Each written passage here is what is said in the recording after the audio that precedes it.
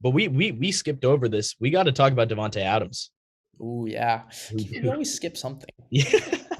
Good thing we Yeah. didn't forget this. I mean, Yeah, good thing we did. Oh, it's both times it's been about the Packers. But Packers. yeah, I mean, it's okay. Yeah, I mean, okay. So Davante Adams on Friday, I believe it was. Ooh, Friday no, night. Thursday. It was a day before Watson. So yeah, on Thursday, No, uh, it was Friday. It was Friday. You're right. Friday? Okay. Yeah. So the Las Vegas Raiders traded for Davante Adams. Ziegler, the GM from New England, is making some serious moves. Chandler Jones and Adams in the same week, and he gets him for a first round pick and a second round pick, and they give him 28.2 mil annually, making him the highest non-paid QB in football. You wanna give your initial thoughts? Yeah, so there was a report that Adams apparently could have signed the same deal in Green Bay, but he wanted to play with his former Fresno State teammate Derek Carr. So which team wins the trade? I'm going to be Don't honest steal here. my thunder. Do not steal my little first round, sixth round pick thunder. I want to take that. I'm not going to say that. I was going to say I don't know if either team really won the trade. I'm not a giant fan of the move for either squad, and I'll get into it why. Like, look, the Raiders, they're trying to keep pace in the AFC West, but is getting Davante Adams really going to put them over the Chargers, Broncos, or Chiefs? For me, it's not. I mean, Derek Carr is a good quarterback, but he's not Patrick Mahomes. He's not Justin Herbert. He's not Russell Wilson. I think there is a legit argument. I don't know if I'd make it, but I think there's an argument that Las Vegas should have bundled those draft picks and Carr's cap hit for an upgrade at quarterback and traded Derek Carr. As good as Derek Carr is he really? I'm not sure, but I've seen this argument around, and I think it's viable. But instead, Dave Ziegler, he swung big. He landed Adams, and it's a great addition to an offense that now has Darren Waller, Hunter Renfrow, and now you got Adams in the mix. But look, I'll say it again. Las Vegas is coming off a playoff appearance. I still think they're fourth in that division. And now you got a huge cap hit in the upcoming 2 years for a receiver who's, going to be 30 years old soon. Now, I'm not going to fault Ziegler for, getting into the arms race in the AFC, but this is a pretty costly move. And for the Packers, I mean, Adams had no leverage. If that report is true and Green Bay was willing to offer Adams the same contract, I mean, he's already on the tag. So he would need to be very brave not to sign that before July 15th, when the deadline for franchise tag players is there to sign a long-term deal. And also Aaron Rodgers, he's going to be 39 years old in December.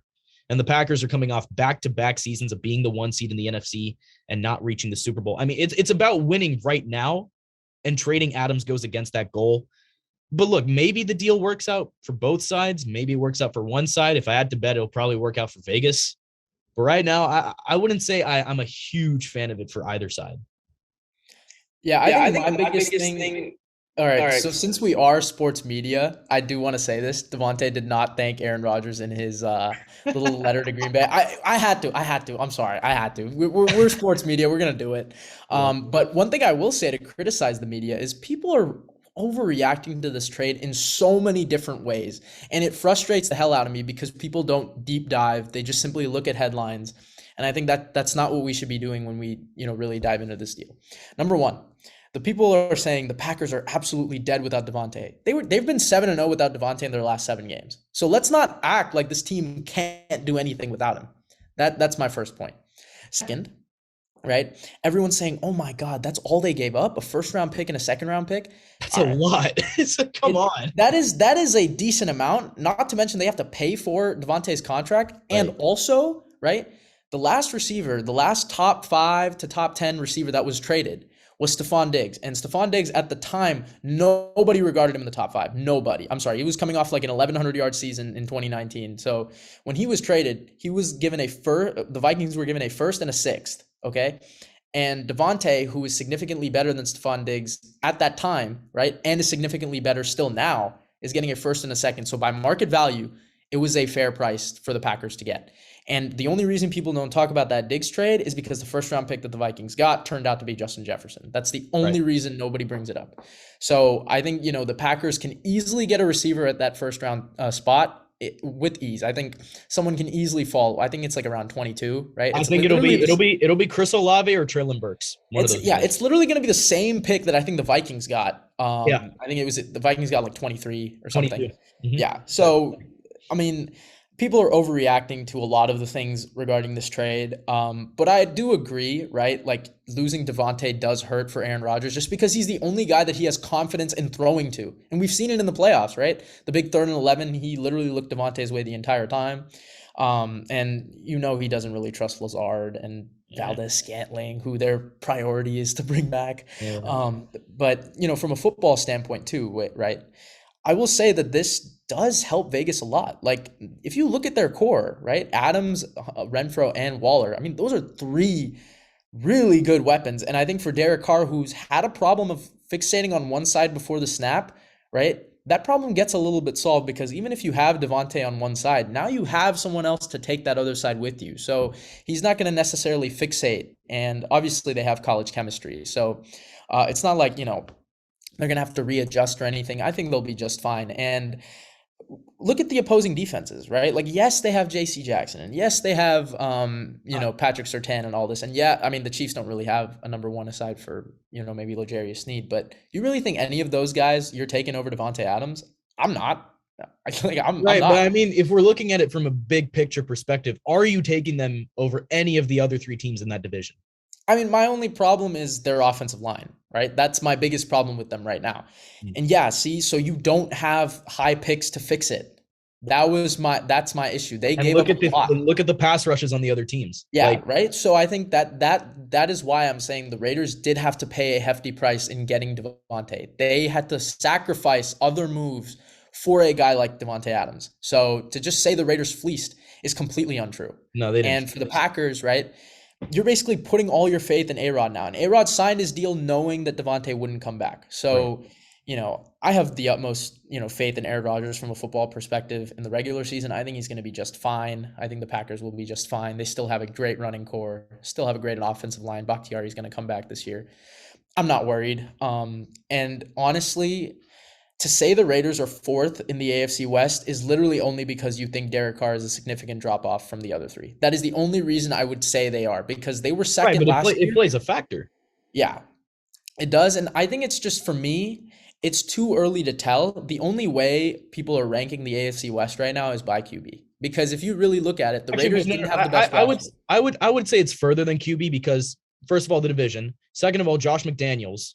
I mean, I'm not that high on the move. And that defense, aside from edge rush, I mean, it's not very good, but continue. I think he's a better offensive coach than what they had, considering that they had to let go of their play caller mid-year. It's a first-year head coach against Brandon Staley. Obviously Hackett's a first-year head coach as well, and then you got Andy Reid. So, I mean, here's my thing. Do I think they could split with all 3 teams? Yes, I think they can still split with all 3. They have that type of potential because I cannot ignore the confidence and the morale they have coming into next year, fresh off a playoff appearance. When really we came in, I remember all 3 of us thought this roster wasn't good. They gave up 4 of their 5 offensive linemen, right? Yeah. They came in with the same questions that we're having now, and they still went 10-7 with all the off the field stuff. So to really count out the Raiders, I think people are, and it's funny because I was one of those who counted out the Raiders the last 2 years. So we're kind of flip-flopping here, but yeah, I'm not counting this team out at all. And again, those 3 weapons are, you could argue, player for player, those could be the 3 best out of a receiving core in the entire league. 3, if you go player for player, their top 3 versus any other team's top 3, I am willing to take the Raiders' top 3 right now. I think Hunter Renfrow is that good. I think Darren Waller is obviously stellar, right, when healthy. And Davante Adams is Davante Adams. I mean, if you don't have him 1, you have him 2 behind Kupp. So I think that's, our take on Davante. I mean, you want to give a prediction? Do you still think the Raiders can make the playoffs next year? I think they can, but if one team from the AFC West isn't going to make the playoffs, I'm going to say it's Las Vegas. I mean, obviously I know the Broncos hype is great, right?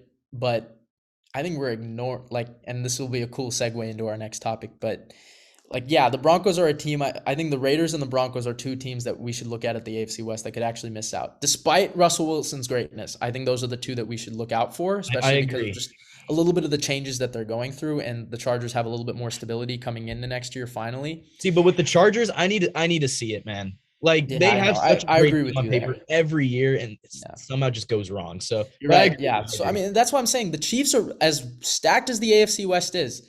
My only sure hope is the Chiefs. As much as we say this, and here's the thing: the Colts stack up pretty well with the Broncos, Chargers, and Raiders, especially because they don't have to play the I AFC agree. West, right? I'd say the Colts are better than the Raiders. Yeah, I'm totally agreeing with you on that. And obviously, we know the Bills what they can do. The Patriots maybe just because they have to play the Jags, or sorry, not the Jets and the Dolphins. Like, I mean, Yeah, I I'm don't not believe in sure. Mac Jones like that, but yeah. Like, I'm not sure record wise, we'll see those three teams, really close to it. But